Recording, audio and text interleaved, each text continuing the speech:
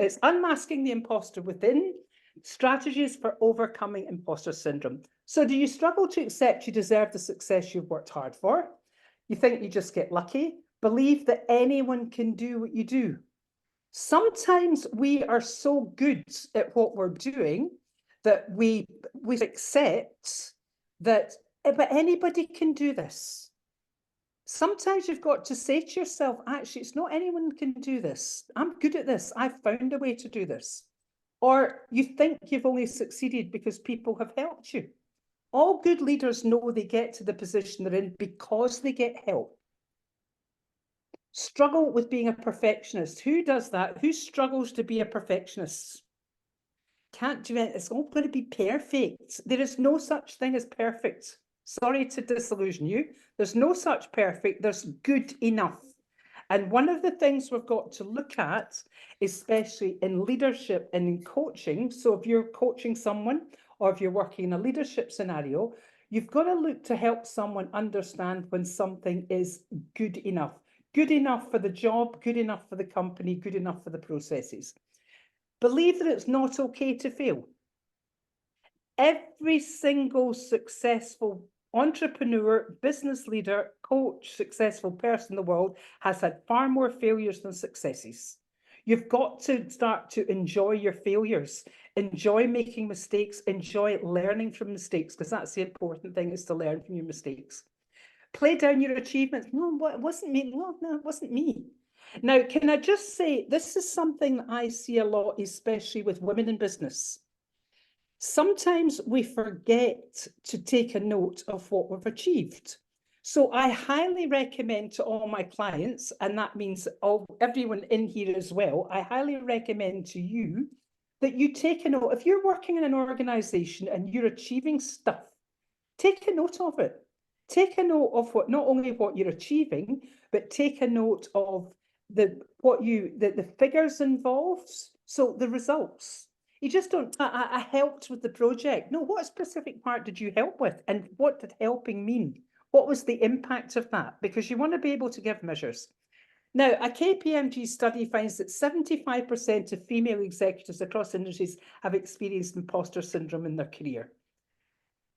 This is what is imposter syndrome? It's a type of limiting self-belief could be holding you back in business and stopping you celebrating and enjoying the success you have worked hard to deserve. The good news is that it's possible for you to change this way of thinking and start stepping into your well-deserved power. The first thing I ask anyone when they say to me, I've got imposter syndrome, is I'll say, who diagnosed you with that? Is that a medical diagnosis? Okay. Because if it's a medical diagnosis, we're dealing with something completely different. But people are going, oh, I've got, and I'm hearing it on the radio, I'm hearing it in podcasts, I'm hearing it on reality programs all the time. Oh, I've got imposter syndrome. It's a label. And it's a very, very label. It's a non-resourceful label. It's not doing anyone any good. So one of the things we're looking at is embracing your authentic self. Imposter syndrome, now this is how it's described, it's a psychological phenomenon in which individuals doubt their accomplishments and have a persistent fear of being exposed as fraud, even when they're competent and successful. But if you've given yourself the label of being an imposter, maybe it's time you started just embracing your authentic self. Embrace who you are. Being authentic can be a powerful tool in overcoming imposter syndrome. Embracing your authentic self can help combat what we know as imposter syndrome. Now, what I mean by embracing your authentic self is actually be able to say, I'm not good at that, or I'm really good at that, or I struggled with that, or I'm having difficulty with this. That's okay. People would much rather someone puts their hand up and say, I'm having difficulty with this, rather than someone who tries to either pretend they know everything or starts going, oh, I just feel like an imposter. Just start being true to yourself and recognizing and championing yourself. Because if you keep telling yourself an imposter, other people in organizations will believe it. And if you keep telling yourself you're an imposter and talk about that in front of your coaching clients, will start believing it and they'll stop booking you. because people don't work with people they don't have confidence in. So being authentic involves embracing your true self, sorry, I can't talk tonight, your true self, including your strengths and weaknesses. When you accept yourself for who you are, acknowledge your abilities and limitations, you're less likely to feel like a fraud. I don't do numbers. Those of you who work with me and we do training and I give you times for coming back, my numbers are all over the place. I had to do a spreadsheet. I had to get my husband to get a spreadsheet that I had to fill in. And it was a nightmare. I was about 2 hours to fill in 5 lines because that's a real weakness. Anyone who trains with me knows I will never accept any training that's to do with any financial calculations because it's not a strength of mine. I could learn it, but my goodness, I'm much better focusing on what I can do well rather than getting a little bit better in something that I'm rubbish at. This self-acceptance can help you recognize that you belong in your role or position. So sometimes you've got to recognize what you're good at to be able to say, I deserve this role. I've worked hard for this. Who's got their own business here? Put your hand up if you get your own business. Okay? Having your own business, being an entrepreneur, it's bloody hard work. And I'm making no bones about using that adjective. It's very hard work. You've got to put on all different types of hats, and you doubt yourself, you doubt all sorts of things, but you're the one that has to champion yourself. So sometimes you've got to sit down and go, actually, hang on, what have I achieved here? That's been brilliant, what I've been able to achieve. And then being authentic also requires self-awareness. So we're stepping a little bit into emotional intelligence. Next week, we're covering emotional intelligence, but that's self-awareness is one of the competencies of emotional intelligence. When you're in tune with your thoughts, feelings, and motivations, you can better understand why you feel like an imposter. It's okay to feel like an imposter, but to recognize, okay, I just feel a bit of an imposter today. It's not okay to label yourself and then turn that into your identity. Because the minute you label yourself and turn that into your identity, you're just going to put people off. And we know about self-fulfilling prophecies. It becomes a self-fulfilling prophecy. This self-awareness can help you challenge and reframe negative perceptions. So I'm going to give you 10 tips for reducing the impact of imposter syndrome. As I said, you can take photographs of this, but you get the recording, you get a link to the recording. After this, we're going to go into breakout rooms, and maybe you can just discuss literally for, let me see where we are for time. It will be for about 7 minutes. I normally do between 7 or 8 minutes in the breakout rooms. And you just share with each other maybe some tips you have about imposter syndrome, or maybe how you've been using that label on yourself and ways you can change it. So the first thing is stop telling yourself you're an imposter. Stop it. If you find yourself starting to say, I've got, or I am, just stop that immediately because it's not doing you any good. And the minute you stop doing that, you can change it to whatever you want to change it to. Change how you think about the term imposter syndrome. Now, this is a really cool sort of NLP reframe. What if imposter syndrome was the best thing you could ever have? Have you ever thought about that? What if you said to yourself, oh, I've got imposter syndrome, and then you said to yourself, that's fantastic. That's showing me I've moved out of my zone of comfort, and I'm now going into my zone of stretching. I'm in a bit of unknown territory here. That means I'm growing and developing. How different does that feel? Those of you who are doing that just now, because some of you went like that when I said, how would it be if you change it? What's happening when you do that? Let's get some feedback from someone. So how do you feel when you change that, when you actually reframe? This is the best thing that could happen to you because it's a marker to show that you're developing and growing. Kerry, I'll ask you, so what did you get from that? Just changing that way of thinking.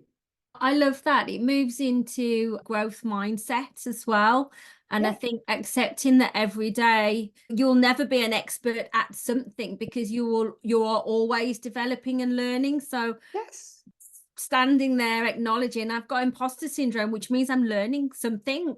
And so I'm continuing to progress. And so I'm learning that today. So tomorrow I'll be a better version of myself. So I like that reframing. It's just a nice way to think about it differently. Okay, thank you, Kerry, for that. And then stop comparing yourself to others. The number of people that do what we know in NLP is the comparative deletion. In other words, you are comparing yourself to others. I always say in my NLP trainings, do not compare yourself to me. I have been doing this for 30 years. And even when Kerry worked with me 15 years ago, I was saying, don't compare yourself to me. Compare yourself to yourself, wherever you started and whatever it is you're learning. Because if you're comparing yourself unfairly to someone, all you're going to go get is grief. It's an unfair comparison, and it's not doing anyone any good. I've been doing this, but it's actually 35 years now since I very first got introduced to NLP. But what's really fascinating is that I'm only warming up. And those are the people that know, that come on my training, and especially those of you who come on assist, or you come on more than one training, you come on and come back and help out in the training. You know that every training evolves, and it gets better and it gets better and it gets better. That's not to say previous trainings were not good, they were fabulous. But every time I'm refining, I'm moving something, and I'm only warming up. So even I don't have a perfection. I am never going to have a stop point where I go, oh, that's it, done. Because that doesn't exist. I'm just doing the best that I can do all the time. Now, this is really what we're getting, a problem we're getting with a lot of social media. Stop assuming that everyone is having an easier, happier, and more successful life than you. There's a lot of really fabulous lives that you see online that are curated. They're beautifully edited. They're beautifully lit. They're beautifully photographed. So you're getting the best. I do it. You get the best of me online. Some of my outtakes on some of my videos that I do are dreadful. And sometimes I'll occasionally put one on just for a laugh, but that's not what I want to lead with. I want to lead with the best I can be. But you don't know what's going on in people's lives. You don't know what struggles people are having. And I know there's lots of people are having struggles every single day. But we tend to assume because maybe they look good, they look confident, they sound great, oh, they're great, their life must be perfect. Nobody's life's perfect. Life goes up and down. We get good times and we get bad times. And then next one here is reframe mistakes and failure. So instead of going, oh, that was awful, I made a mistake, fantastic, what did I learn? That didn't work out. That's one thing we teach with NLP. It's feedback versus failure. If something doesn't work out the way you expect it to work out, you just go, great. In fact, I even talk about if you're using NLP techniques with someone and they say to you, oh, I feel worse. Most people would be absolutely horrified if a client said, I feel worse. And I say, no, you don't get horrified. What you do is you say, fantastic. You changed, you got a movement. Let's move you in the right direction. You just went in the wrong direction. So anything you get back, all feedback is worth it. So you're wanting, there's no such thing as failure, it's feedback. And then value your own time and understand boundaries. You are just as valuable as everybody else. Let me say that again. You are just as valuable as everybody else. The number of people in business who think their manager's more, they value their manager. They'll even put them in hierarchies where they'll see them up there. They'll see their manager as higher than them, or their leader is higher than them, or their boss, whatever you want to call it, is higher than them. So it's understanding you're allowed to say no. You're allowed to say, can you help me prioritize this? I can't do everything. So set your boundaries, because people who set boundaries are the people that get respected. Think about it. Think about when someone says, I'd love to be able to help you, but I'm really busy at the moment. I can come back to me in 2 hours, then I can help you then. Do you go away saying, oh, they don't help, they're not, you respect that person because they've given you the reality, they've given you the truth. Boundaries are so important, and people who call themselves imposters very often don't set their boundaries. Learn to say no. It's exactly what I'm saying. And then I just actually shared a saying no is yes there. Okay. Who struggles with saying no? Put your hand up if you struggle with saying no. Okay. So nobody struggles with saying no. We've got one or two people are putting their hand up saying no. So you're all great at saying no. Okay, I don't need to teach you this one then. Or would you like to learn it? How about saying yes for no? Yes, I'd love to be able to help you, but I'm right in the middle of this. I'll be finished in 3 hours. Yes, of course, I'd love to be able to help you. I can't do it now, though. I can do it tomorrow. Yes, it'd be brilliant to help you, but I can't do it now. How different does that feel saying that, especially someone who doesn't say no to someone? You're actually saying, yes, I'd be absolutely delighted. But the word but negates everything you say before. This is where we work with NLP, neuro linguistics, our middle name, and we're working with how language impacts behavior. The minute you say but, you're negating everything that happens before. So the person then doesn't hear, I'd love to, they've heard at the beginning, I'd love to be able to help you. But what you're leaving them with is, yeah, but I can do it tomorrow. And never, ever, when you say no to someone, say, I'll find you when I'm finished. The number of new managers who do that. I'll come and find you when I'm finished. No, come back. Because if you say, yes, I'd love to be able to help you, it'll be, I can come back in 2 hours. I'll be finished this in 2 hours. I'll be finished. Come back. You'll find 99.9% of people won't come back. They'll have got it sorted out. So again, it's okay to say no. What people think of you doesn't matter. I'm sorry to break this to you, but most people spend all of their time in their inside world and don't even notice. There's been lots of research done. There's some, I used to have the videos, but there's a really interesting video about these researchers out in the street. And they're taking all these information and clipboards with people, and they're getting people to fill in a clipboard, and they're changing the researchers. It's a different person. They're sneaking away and someone else is coming up, and the person hasn't even noticed it's a different person. Most people won't notice you. You're not that important. The majority of people live in their inside world. Share your feelings. Who knows about Professor Brené Brown? Put your hand up if you've heard of Professor Brené Brown. If you've not heard of Professor Brené Brown, if someone can put that in the chat, Breneebrown. Professor Brené Brown, she is a scientist that discovered the power of vulnerability. She discovered the power of how good it was for people to be vulnerable, how powerful and how courageous it was for people to be vulnerable.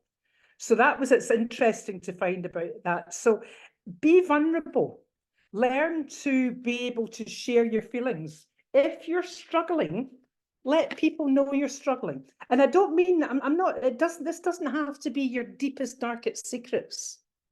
You can be sitting there going, I don't know how to get started in this project. Let people know. Listen, I'm stuck. Think about it. Think of a leader who turns around and said, I've got no idea how we've got this project to do. I've got no idea how we're going to do it. I know we'll find a way. How cool does that sound? Rather than someone trying to BS their way saying, oh, we'll do it this way, but they don't really know. But that truth, we've got like a radar. And we pick up when someone's not being truthful and when someone's not being authentic. We pick that up all the time. And then celebrate your success. Be proud of your achievements. Make sure that you celebrate what you're actually achieving. And I will especially say, I don't talk a lot about gender differences because actually neuroscience, the more neuroscience is looking into the male and female brain, there's not that much difference. But what I will say is there's an interesting scenario happens in that it may be changing now with Gen Z. I'm not quite sure, but I've not really done much research into that yet. But it's a well-known phenomena that if a woman in business is asked to do something, she will verbalize what she can't do. And a male tends to have maybe the same thoughts, but they just don't verbalize it. So if you cannot do something, don't say you can't do it.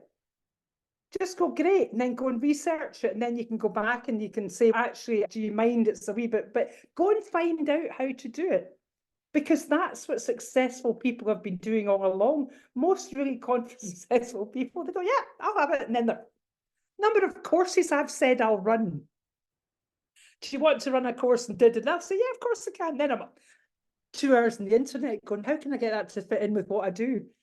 Never run courses, certain things that I'm not so much now. I'm talking about years ago when I used to do a lot of corporate training out in the Middle East. I was asked to do all sorts of weird and wonderful courses, and I just said yes. And then I went and found out how to do it. And guess what? It worked. Okay, so it's 1928. We're going to put you, as lovely, the numbers have gone perfectly. It's 3 to a room. We're going to open all the rooms. Please put on your camera if you can in the rooms. And just share. You're going to come out 28. We're going to come out. We're going to take 7 minutes. There you go. I've worked out 7 minutes. 25 to UK time. Just go and share something about imposter syndrome. Maybe an example you've had, how you've overcome it, or maybe something that you've learned from tonight. There you go. And there's some nice things going into the chat. Let me just put the recording on pause. Come back. Okay, the record's on. If you just want to put yourself onto mute, if you're not already on mute, and then if we can get just a little bit of feedback from a couple of people. So who would like to feedback? Who would like to feedback? Okay, Amir. Okay, yeah, Amir, if you just come onto your microphone. Hi, Hi, how are you doing? I'm great. I was talking to this gentleman. Yeah, thank you. Kubilai, nice name. And yeah, I was telling him about the time that I was having this imposter syndrome. Then I developed a strategy, an external strategy, the note, and I just kept writing, what did I learn? What did I learn? I told him about this. Then suddenly now, I'm just asking myself, is imposter problem an internal problem, and can it be solved with an external strategy? Can it be, sorry, say that again? Is imposter syndrome an internal problem? Does it relate to beliefs and values? What do you think? I think it is. Yeah, and what I'm using The label you put it, this is according to me. And this is, Mm. I'm talking about the imposter syndrome we see in business. I'm not talking about someone who's totally paralyzed about going to things and that we're talking into the area of mental health. I'm not talking about that. I'm talking about a number of people who call them, they say they self-label and say, I'm an imposter and I have imposter syndrome. That's all, it's coming from what they're telling themselves, and all behavior comes from a thought.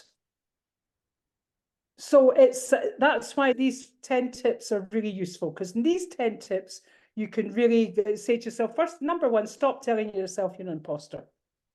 Start focusing on what you're doing well, rather than, and let me just demonstrate something.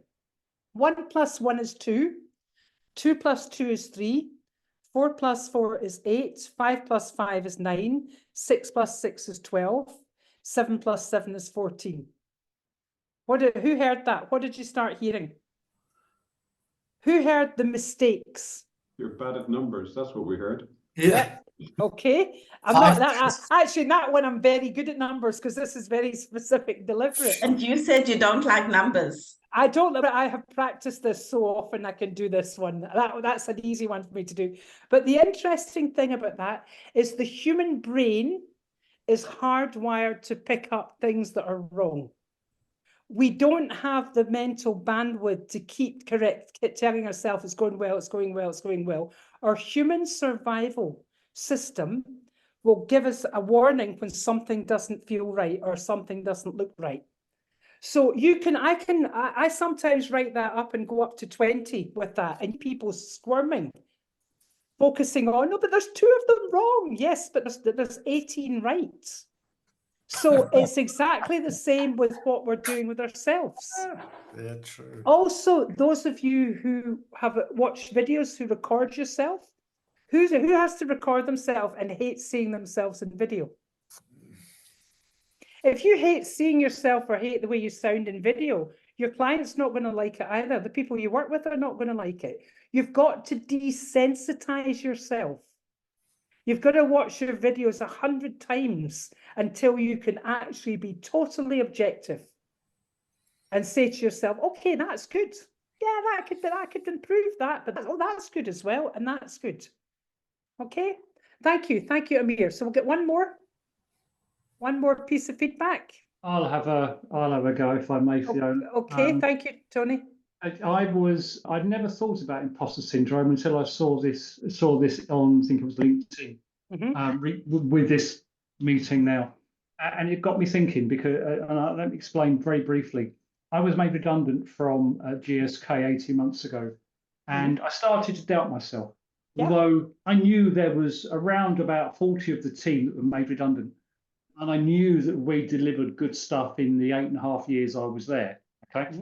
Yeah. But I started slightly to doubt myself. Got a new role, and then last month I was made redundant for a second time. And then I started to doubt myself even more.